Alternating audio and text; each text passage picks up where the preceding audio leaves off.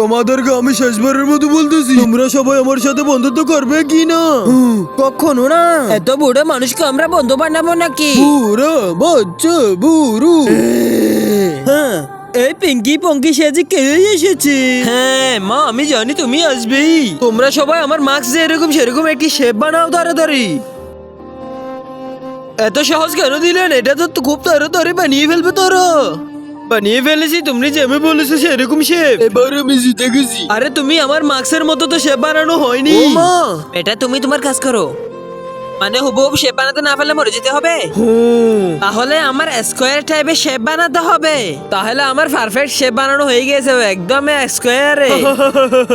আমার মার্কস গোল, স্কোয়ার না। রেডি হয়ে যা। আরে এটা তো স্কোয়ারে ছিল।